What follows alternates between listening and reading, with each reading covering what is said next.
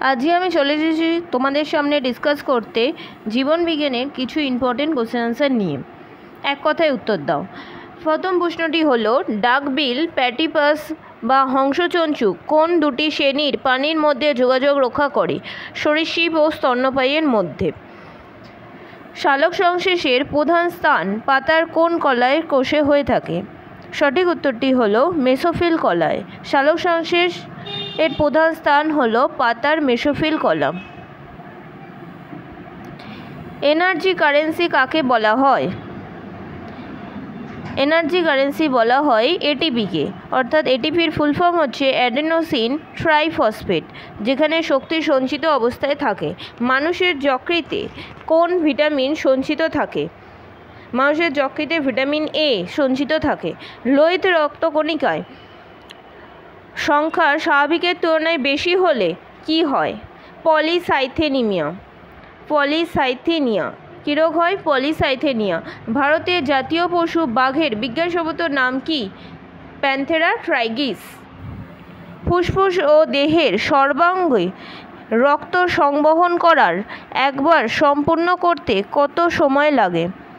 রক্ত সংবহন একবার সম্পূর্ণ করতে কত সময় লাগে? প্রায় 23 সেকেন্ড। প্রায় 23 সেকেন্ড সময় লাগে। পেয়ারায় কী ধরনের ভিটামিন থাকে? Vitamin C. পেয়ারায় ভিটামিন সি থাকে। রক্তে চিনির মাত্রা কত থাকে? 80 থেকে প্রায় 120 গ্রাম পার 100 সিসির মধ্যে থাকে। রিকেট রোগ কোন ভিটামিনের অভাবে হয়ে থাকে? ভিটামিন ডি এর অভাবে রিকেট রোগ হয়। পূর্ণবয়স্ক মানুষের মস্তিষ্কের ওজন কত পাউন্ড? 3 পাউন্ড। বিজ্ঞানের কোন শাখায় কোষ তৈরি নিয়ে আলোচনা করা হয়েছে?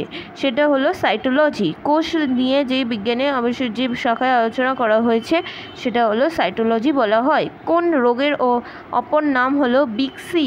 ক্যান্সার রোগের অপর নাম হলো বিগ সি। ব্রায়োফাইটা কি? ব্রায়োফাইটা হলো অপুষ্প স্বাভাবিক উদ্ভিদ। অপুষ্প স্বাভাবিক উদ্ভিদ। ডিম্বাশয়ের ডিম্বাণু উৎপাদনের পদ্ধতিকে কি বলা হয়ে থাকে? ওজেনেসিস। ওজেনেসিস। ডিম্বাশয়ের ডিম্বাণু উৎপাদনের পদ্ধতিকে বলা হয় ওজেনেসিস। কিসের উপস্থিতিতে চামড়ার রং নির্ধারিত হয়? মেলানিনের উপস্থিতিতে। মেলানিনের উপস্থিতিতে চামড়ার রং নির্ধারিত হয়ে থাকে। মধুর প্রধান উপাদান কি? সুক্রোজ। মধুর প্রধান উপাদান কি? সুক্রোজ। নেক্সট, লাইকেনের বিশেষত কি? লাইকেন হলো একটি শৈবাল এবং ছত্রাকের সমন্বয়ে গঠিত হয়। লাইকেন শৈবাল এবং ছত্রাক দুটির সমন্বয়ে গঠিত হয়ে থাকে। সর্বরোগ সৃষ্টিকারী জীবাণুদের কী নামে ডাকা হয়? সেটা হলো প্যাথোজেনিক। প্যাথোজেনিক। সর্বরোগ সৃষ্টিকারী জীবাণুদের ডাকা হয় প্যাথোজেনিক বলে। ডাটুরিন উপাক্ষারের উৎস কি? ধুতরা গাছ। ধুতরা গাছের পাতা বা ফল হচ্ছে ডাটুরিনের উপাক্ষারের উৎস। ডাটুরিন পাওয়া যায় হচ্ছে ধুতরা গাছ থেকে। ময়ূরের বিজ্ঞানসম্মত নাম কি? ফ্যাভোক্রিটাস্টাস। ফ্যাভোক্রিটাস্টাস। পেনিসিলিনের আবিষ্কারক আলেকজান্ডার ফ্লেমিং কত সালে নোবেল প্রাইজ পেয়েছিলেন? 1945 সালে। 1945 সালে। হৃৎপিণ্ড উপস্থাপন পদ্ধতি প্রয়োগ করে প্রথম কে সফল হন? Christian Barnard. কোন গাছের ফল স্বর্ণকারেরা সোনার ওজনের কাজে ব্যবহার করেন? কুচ ফল। কুচ ফল। চর্মরোগ সারাবার জন্য মার্গাসোর তেল ব্যবহার করা হয়। কোন গাছের ফল থেকে সেই তেল পাওয়া যায়? সেটি হলো নিম গাছের ফল থেকে এই তেল পাওয়া যায়। কোন পাখির পাখার মাপ সবচাইতে বড়? সেটা হলো আলবার্টস। আলবার্টস।